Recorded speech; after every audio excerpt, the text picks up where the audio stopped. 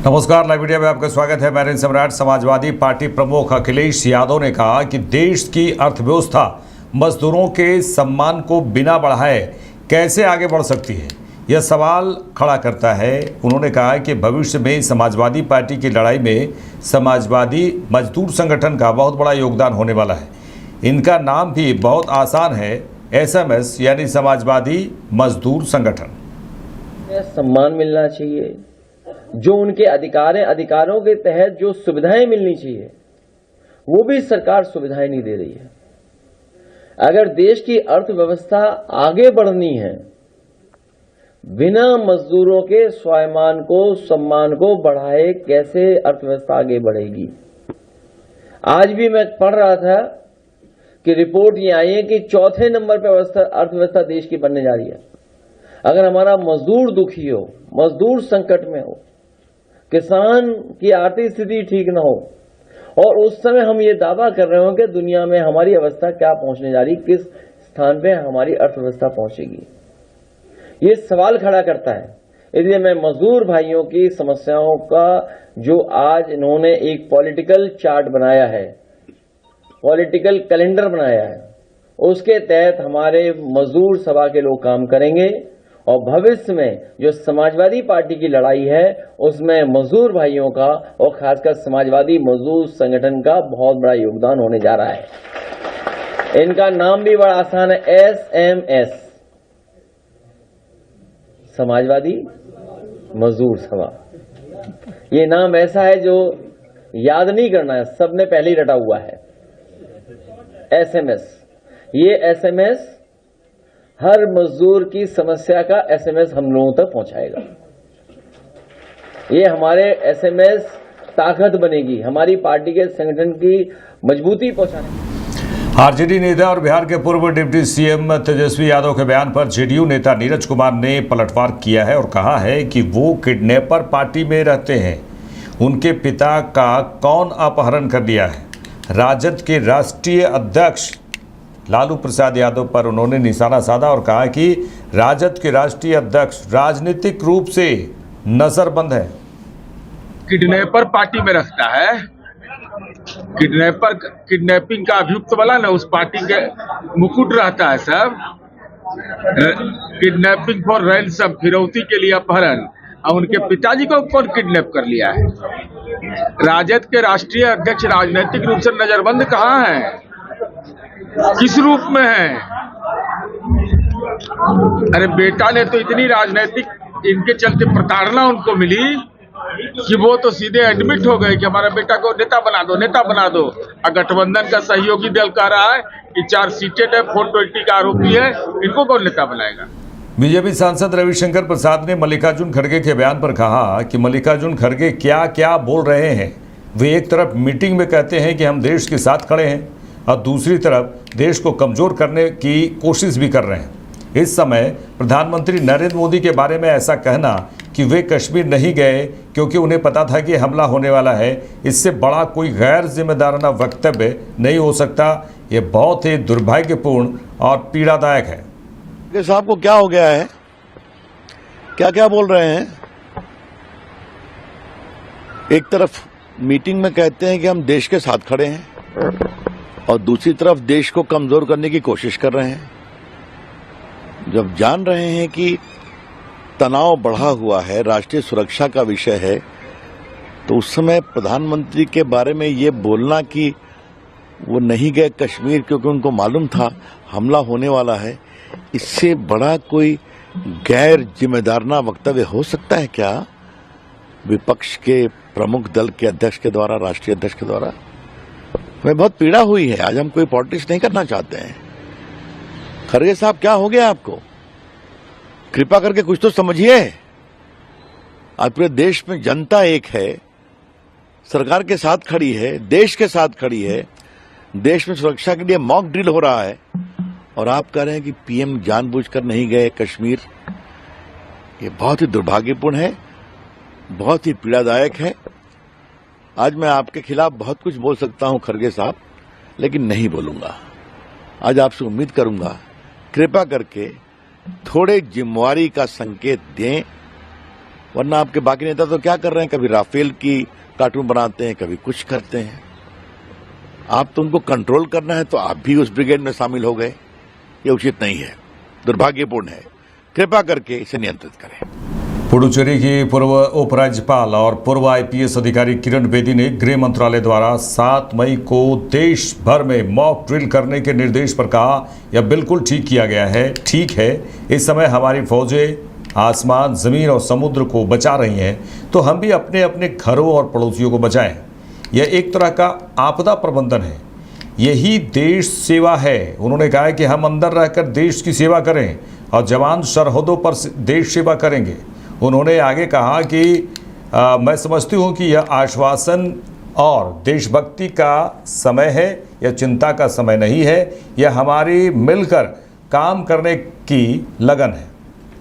बिल्कुल ठीक किया है, बिल्कुल ठीक किया है। ये समय था एक दिन भी नहीं घुमाने का। इस वक्त अगर हमारी फौजें, navy, armed forces and air force आसमान को बचा रही है, समुद्र को बचा रही है, जमीन को बचा रही है, हम अपनी सड़कों बचाएं, अपने घरों को बचाएं, अपने नेबरहुड्स को बचाएं और एक दूसरे के लिए तैयार रहें, ताकि कोई सायरन बजे या ब्लैकआउट हो, हमारा क्या फर्ज बनता है। तो ये एक तरह का डिजास्टर मैनेजमेंट है, एनसीसी है, एनएसएस है, यूथ, सिविल डिफेंस यूथ है, होम गार्ड्स है, पुलिस है, जितने भी ऐसे ट्रेन यूथ है, आओ मिल के काम करें और एक दूसरे को बचाएं भी और अपने आप को भी बचाएं। इसी में तो देश की सेवा है, कि यही देश सेवा इसको कहते हैं। तो हम लोग अंदर रह के देश की सेवा करें और सरहदों पे आसमान हो या समुद्र हो या जमीन हो, हमारे आर्म फोर्सेस करें। इसी को देश, ये बचाव कहते हैं। It's called preparation for anything. So the best preparation best way to for peace is preparation. तो हम लोग रिहर्स, और प्रेपरेशन का मतलब रिहर्सल। तो ये रिहर्सल है जिसमें आप, और साथ में मुझे ये भी कहना है कि उस दिन मान लो आपका इंटरनेट गिर जाता है, रेडियो जरूर चलेगा, तो रेडियो को हमेशा अवेलेबल रखना। Radio you can switch on for any announcements to be heard, अपना रेडियो अनाउंसमेंट्स देगा। सो मैं मतलब ये आप फिर अलर्ट हो जाते हैं और आप फर्स्ट एड भी सीख लेते हैं कि अगर एक्चुअली कोई इंजरी हो गई तो हमें एकदम किसी को, एक दूसरे को कैसे बचाना है, हमारी नियरेस्ट एम्बुलेंस कहाँ है, हमारा नियरेस्ट नर्सिंग होम कहाँ है, हमारा नेबरहुड में डॉक्टर कौन है, ताकि हमें एक दूसरे का पता चल जाए कि इमरजेंसी में कौन सी सर्विस में कौन वहां अवेलेबल है। मैम, ये बहुत इंटरेस्टिंग है। मतलब ये मेरा आखिरी सवाल है कि लोगों में थोड़ा भय और थोड़ी चिंता है, तो इस पे आप क्या संदेश देना चाहेंगे? और ऑल्सो आपने अभी एम्बुलेंस और रेडियो वाला टिप दिया, ऐसे कुछ और टिप्स जो आप लोगों को देना चाहेंगे? मैं समझती हूँ ये आश्वासन का समय है, इकट्ठे होने का समय है, ये मातृभूमि का प्यार, एक पेट्रियोटिज्म का समय है, अपनी देशभक्ति का समय है। ये चिंता का नहीं है, क्योंकि चिंता ही तो तैयार करती है। चिंता नहीं हो तो इम्तिहान में पास कैसे होंगे? सो ये चिंता पॉजिटिव चिंता है, ये नेगेटिव चिंता नहीं है। ये प्रेपरेशन के लिए मिल के काम करने की एक लगन है। सो आओ लगन से काम करें, ताकि हम लोग अपने अपने इंटरनल सिक्योरिटी करें और दूसरे हमारे जो यूनिफॉर्म फोर्सेस हैं वो हमारी एक्सटर्नल सिक्योरिटी करें। सो आई थिंक इंटरनल सिक्योरिटी हम करें और वो एक्सटर्नल सिक्योरिटी करें। और वो देखो किस तरीके से उनके भी रिहर्सल हो रहे हैं, एयरफोर्स के भी हो रहे हैं, नेवल के भी हो रहे हैं, आर्म फोर्सेस के भी लड़ाई हो रही है। वो अब लड़ नहीं रहे, तो अगर वो अंदर बाहर लड़ रहे हैं तो हम क्यों नहीं अंदर अपने आप को बचाव करने के लिए तैयार करें? सिर्फ अपना बचाव नहीं, ये भी सीखें कि हमने दूसरे का बचाव कैसे करना है और हमें दिमागी लगा के इनोवेटिवली अपने आप को कैसे बचाना है, और उसके लिए रिहर्सल्स बहुत जरूरी होती है। पंजाब के साथ जल बंटवारे के मुद्दे पर हरियाणा के मंत्री अनिल विज ने कहा कि जब देश युद्ध के लिए आगे बढ़ रहा है तब एकता दिखाने की जगह ये इस प्रकार के मुद्दे उठा रहे हैं। यह मुद्दा तब उठाया गया जब हमने पाकिस्तान का पानी बंद किया। इसके पीछे बहुत बड़ी साजिश है, उन्होंने कहा। और उन्होंने ये भी कहा कि पंजाब के नेताओं को इस मुद्दे को ख़त्म करना चाहिए, इन्हें इस वक्त आपस में लड़ाई नहीं करनी चाहिए। आपके नेताओं को शर्म आनी चाहिए कि ऐसे समय में जब देश युद्ध के लिए आगे बढ़ रहा है, एकता दिखाने की बजाय इस प्रकार के मुद्दे उठा रहे हैं। और ये खास तौर पर उसके बाद उठाया गया जब हमने पाकिस्तान का पानी बंद किया। उसको काउंटर करने के लिए इन्होंने हमारा पानी बंद कर दिया। इसके पीछे गहरी साजिश है। और मैं तो यही कहूँगा कि पाकिस्तान पंजाब के नेताओं को इस मुद्दे को ख़त्म करना चाहिए। हमें पहले भी पानी मिल रहा था, बीबीएमबी ने भी कहा कि 8,500 क्यूसेक पानी दो, केंद्रीय गृह सचिव ने भी कहा कि पानी दो। तो इनको इस वक्त आपस की लड़ाई नहीं करनी चाहिए, नहीं तो आपस की लड़ाई का अंजाम बहुत बुरा होगा और ये देश की सेनाओं पर भी फिर पड़ सकता है। इसलिए देश के हित को सर्वोपरि मानते हुए मान साहब को ये जो पानी की लड़ाई है इसको खत्म कर देना चाहिए। रांची में कांग्रेस के राष्ट्रीय अध्यक्ष मल्लिकार्जुन खड़गे ने कहा है कि 22 तारीख को बहुत बड़ा आतंकी हमला हुआ, 26 बेगुनाह लोग मारे गए और सरकार ने माना है कि इंटेलिजेंस फेलियर है, उसको वे सुधारेंगे। अगर उन्हें पता है तो उन्होंने अच्छी व्यवस्था क्यों नहीं की। और उन्होंने ये भी कहा कि मुझे जानकारी मिली कि हमले से 3 दिन पहले प्रधानमंत्री नरेंद्र मोदी का एक खुफिया रिपोर्ट भेजा गया था और इसलिए उन्होंने कश्मीर जाने का अपना कार्यक्रम रद्द किया। उन्होंने कहा कि ऐसा मैंने एक अखबार में पढ़ा। साथियों, देश में जो चल रहा है वो सब आपके सामने है। 22 तारीख को देश में एक बहुत बड़ा भयंकर आतंकवादी हमला हुआ, 26 बेगुनाह लोग मारे गए और सरकार ने ये माना कि इंटेलिजेंस फेल्यूर है, इसको हम सुधारेंगे। जब ये मालूम है आपको तो आप अच्छी व्यवस्था क्यों नहीं करें, ये हमारा पहला सवाल है। और मुझे ये भी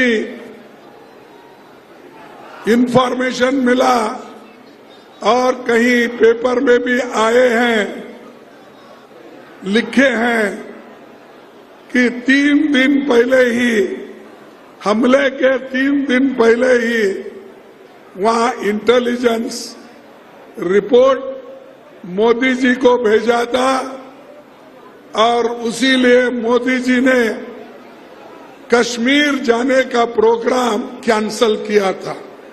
ये मैं एक पेपर में पढ़ा। जब इंटेलिजेंस लोग आपकी रक्षा के लिए ये कहते हैं आप जाना मुनासिब नहीं है, तो आप वही बात अपने इंटेलिजेंस लोगों को, सिक्योरिटी को, वहां के पुलिस को, वहां के बॉर्डर फोर्स को आपने क्यों नहीं इत्तला दिया और क्यों ये सुरक्षित लोगों का सुरक्षितपन क्यों नहीं किया, ये पूछता हूं मैं। पहलगाम आतंकी हमले पर AIMIM प्रमुख असदुद्दीन अवैसी ने कहा कि इस घटना की निंदा जितनी की जाए वो कम है। उन्होंने कहा कि हमने देखा कि कैसे पाकिस्तान से आए दहशतगर्दों ने यहाँ के 26 लोगों की जान ले ली। ये तो दरिंदगी है, ये घटना बहुत ही दर्दनाक है। इस घटना से सबसे बड़ा नुकसान कश्मीर के लोगों को हो रहा है क्योंकि यहाँ से पर्यटक चले गए। और उन्होंने ये भी कहा, असदुद्दीन अवैसी ने कहा कि हम चाहते हैं कि हमारी सरकार इसका करारा जवाब दे। यही हमने सर्वदलीय बैठक में भी कहा। देखिए, ये तो एक दहशतगर्दाना बुज़दिलाना हमला है और जितना भी उसकी मजम्मत जितनी भी उसकी मजम्मत की जाए बहुत कम है। और हमने देखा कि कैसे पाकिस्तान से आए हुए दहशतगर्दों ने यहाँ पर 26 लोगों की जानें ले ली। और सबसे दर्दनाक और इंसानियत सोच बात यह है कि ख़वातीन को, बच्चों को अलग करके मर्दों से उनका मज़हब पूछना और अगर कलमा नहीं बोल सके तो उनको गोली मारना, ये तो दरिंदगी है। ये तो जाहिर है ये एक बड़ा ही तकलीफ़देह और दर्दनाक वाक़या है और हम इसकी मज़म्मत किए हैं और मज़म्मत करते हैं। और दूसरा ये कि इससे सबसे बड़ा नुकसान तो कश्मीर के लोगों को हो रहा है। इतना बड़ा टूरिस्ट यहाँ से चला गया, तो अब हम तो ये चाहते हैं कि इसका एक मौसर जवाब हमारी हुकूमत दे। ऑल पार्टी मीटिंग में भी हमने ये बात कही थी। जम्मू कश्मीर के मुख्यमंत्री उमर अब्दुल्ला ने कहा कि अभी जो हालात हैं उसे सही होने में अभी समय लगेगा, लेकिन पहलगाम हमले में जो अपराधी हैं उसे पकड़ते पकड़ते बेगुनाह ना पकड़े जाएं, ऐसी चीज़ों में थोड़ा ध्यान देना चाहिए। एसडीआरएफ का ड्रिल ना पहलगाम से जुड़ा हुआ है ना ये मॉक ड्रिल से जुड़ा हुआ है। पहलगाम का ड्रिल हमने कल रिव्यू मीटिंग के दौरान ये बात आई कि पिछले दिनों से अचानक ये शाम को जो तेज़ हवाएं चलती हैं, और आपने देखा होगा पिछले दिनों एक नहीं 2 शिकारे जो हैं वो डूब गए थे। उस सिलसिले में हमने एसडीआरएफ से कहा है कि वो थोड़ी तहकीकात करके अपने टीम्स वहाँ तैनात करें, ताकि खुदा न खास्ता अगर दोबारा इस तरह का कोई इंसिडेंट हो तो कोई कीमती जानें जो हैं वो जाया ना हो। ये कल ऑर्डर निकला है एमएचए की तरफ से, वो ठीक है ना। तो एमएचए से देखिए ना, मैं एमएचए में काम नहीं करता हूँ, मैं जम्मू कश्मीर की हुकूमत में काम करता हूँ। एमएचए का ऑर्डर है, आप एमएचए से पूछ लीजिए, जम्मू कश्मीर का ऑर्डर नहीं है। सिविल सेक्रेटरी यहाँ पे स्टार्ट हो गया है, क्योंकि जो यहाँ सूरत हाल, इफ यू रिमेंबर, आप ही ने मुझे कहा था कि जो एक 5-6 साल से पीस हुआ है, ये गवर्नमेंट इसको और टाइट करेगी ताकि लोगों को राहत मिले। अब क्योंकि सिविल सेक्रेटरी यहाँ हो गया, बट अनफॉर्चुनेटली जो एटमॉस्फेयर यहाँ हुआ है, कितना एटमॉस्फेयर तो अब हम सबको मालूम है, टाइम लगेगा। हालात अब जो हैं उनसे हम मतलब ना इनकार कर सकते हैं, ना हम उनके तय अपनी आंखें बंद कर सकते हैं। लेकिन ये भी हमें देखना होगा कि कहीं पहलगाम के मामले में जो कसूरवार हैं उनको पकड़ते पकड़ते बेगुनाह लोग जो हैं इसकी लपेट में ना आए। ऐसा नहीं लगना चाहिए कि कुछ लोगों को पकड़ने के लिए हम तमाम जम्मू कश्मीर और तमाम कश्मीर के लोगों को जो है पकड़ने का काम कर रहे हैं। इसमें थोड़ा सा खबरदार रहना और इसमें समझदारी से कदम उठाना, इसके बारे में जहां तक हो सके हमने बातें अपनी पहुंचा दी हैं। एटमॉस्फेयर तो अब हम सबको मालूम है, टाइम लगेगा। हालात अब जो हैं उनसे हम मतलब ना इनकार कर सकते हैं, ना हम उनके तय अपनी आंखें बंद कर सकते हैं। लेकिन ये भी हमें देखना होगा कि कहीं पहलगाम के मामले में जो कसूरवार हैं उनको पकड़ते पकड़ते बेगुनाह लोग जो हैं इसकी लपेट में ना आए। ऐसा नहीं लगना चाहिए कि कुछ लोगों को पकड़ने के लिए हम तमाम जम्मू कश्मीर और तमाम कश्मीर के लोगों को जो है पकड़ने का काम कर रहे हैं। इसमें थोड़ा सा खबरदार रहना और इसमें समझदारी से कदम उठाना, इसके बारे में जहां तक हो सके हमने बातें अपनी पहुंचा दी हैं।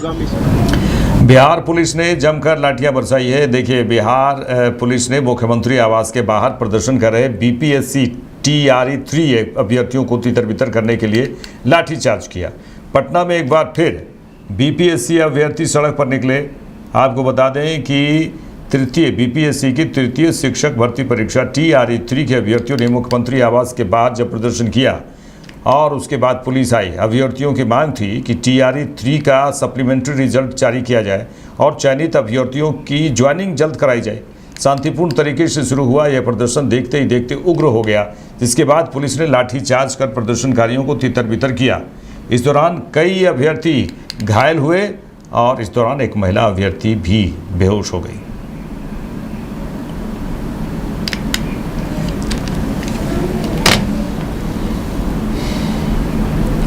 मेरे साथ इस बुलेटिन में इतना ही। देश दुनिया के तमाम खबरों के लिए देखते रहिए लाइव इंडिया। नमस्कार।